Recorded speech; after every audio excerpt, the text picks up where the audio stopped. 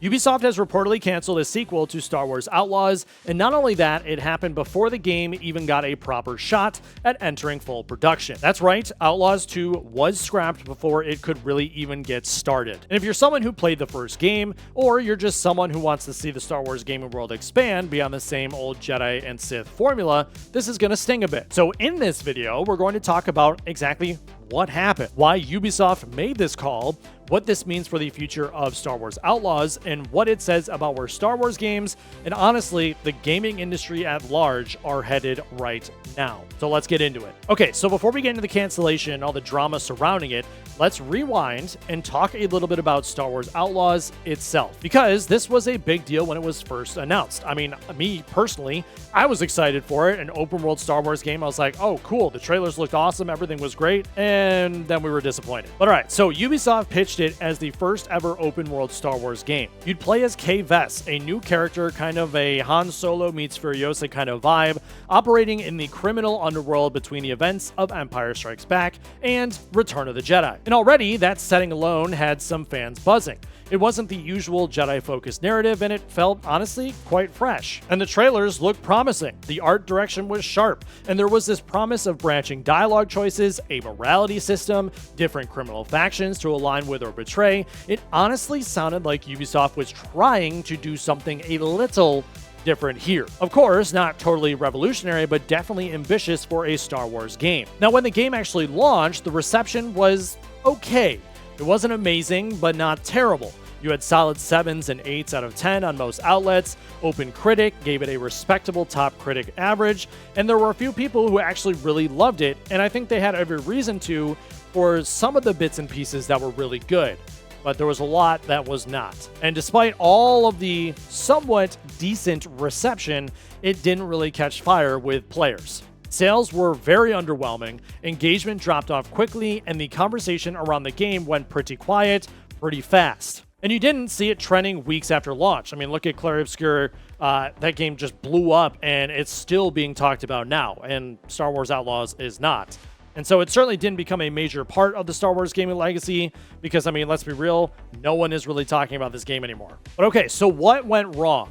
I think part of it comes down to timing. Right now, we're in a super competitive space when it comes to open world games. Players are overwhelmed with choices. If your game doesn't grab them immediately, either with incredible gameplay, a powerful story, or just something completely unique, it's easy to fall through the cracks. And unfortunately, Outlaws didn't have a standout hook. It was good, but it wasn't drop everything you're going to be doing and play this good. And then, of course, add in some launch bugs, some pacing issues in the story, and the fact that the game didn't really lean hard into the Star Wars identity. It's no surprise a lot of players just they just gave it a pass. And when you're dealing with an IP this big, expectations are sky high. And if your game isn't a slam dunk, the backlash is often way harsher than it would be for a lesser known franchise. And now Ubisoft, for their part, seems to think that part of the blame lies with Star Wars itself. Yes, you heard that correctly. They've reportedly pointed fingers at the brand for the game's underperformance, saying that the Star Wars name doesn't carry the same weight it once did. And honestly, there is a little, tiny bit of truth to that.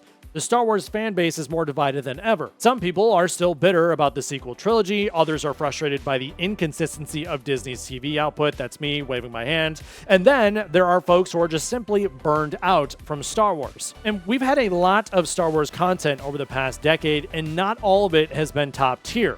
So a game like Outlaws, which doesn't have lightsabers or the Force to lean on, was already fighting an uphill battle. Now that said, Ubisoft definitely isn't blameless here either. We all know that, and let's dive into it. Now, Ubisoft has been in a weird spot the past few years. They've had some wins, but they've also taken some major hits. Games like Skull and Bones have been in development limbo.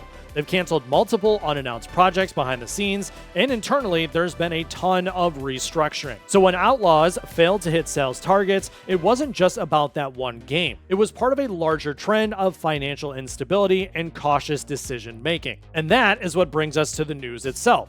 According to Tom Henderson, who has a solid track record when it comes to insider gaming news, Ubisoft had planned a sequel to Outlaws. It was in the works, technically. but it never even got past the very earliest stages of development. And here's what Henderson said on his podcast on Insider Gaming Weekly. Ubisoft recently canceled Star Wars Outlaws 2. It was planned, but it didn't enter production. It was very, very, very early. They looked at it and basically said, let's not do that. So that honestly is a pretty decisive move. Ubisoft didn't just pause it, they nixed it before production even properly started.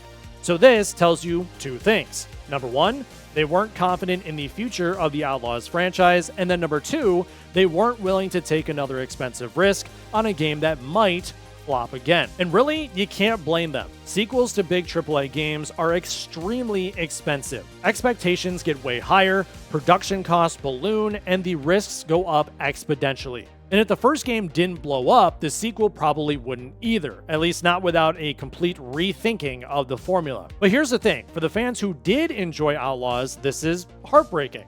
Kay Vess was a new kind of Star Wars protagonist. She wasn't a Jedi, she wasn't part of the rebellion, she was just trying to survive and maybe get rich in a galaxy full of dangerous people. Her journey was one of survival, grit, and moral ambiguity. Now, we don't get that kind of Star Wars story very often in games. And while the first game might not have been perfect, it felt like the beginning of something different. Something that could have grown into a truly compelling corner of the Star Wars universe with a little time and love. But now, that door has been closed, and at least for now.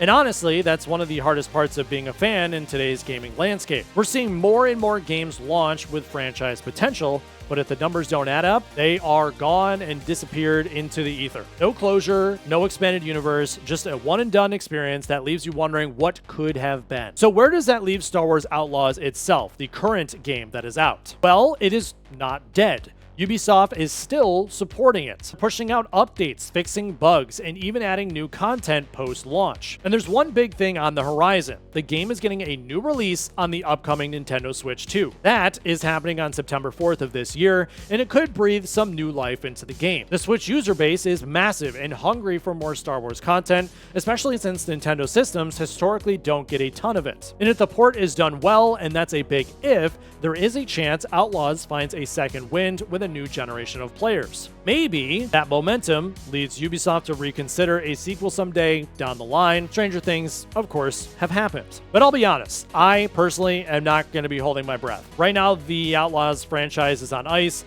and it's going to take something major to change that. Look, I like the game. I thought the game was decent. I don't know if it deserves a second one, to be completely honest with you. Some may argue with that, some may agree. I'm not entirely sure. You'll have to let me know. But all right, so zooming out a bit, what does this say about Star Wars games in general? Because I think other people are also kind of asking, like, what is next for the Star Wars universe? Obviously, Outlaws was a flop. What are we going to see now? So first off, it's a reminder that the Star Wars license is not a guaranteed hit. EA learned that the hard way with Battlefront 2 and its microtransaction backlash. Ubisoft just learned it with Outlaws. And even when the IP is massive, you still need to nail the execution, the timing, and the marketing. Second, it highlights the importance of giving games room to grow. Not every first entry in a franchise needs to be a masterpiece. Sometimes it's a sequel where things really click.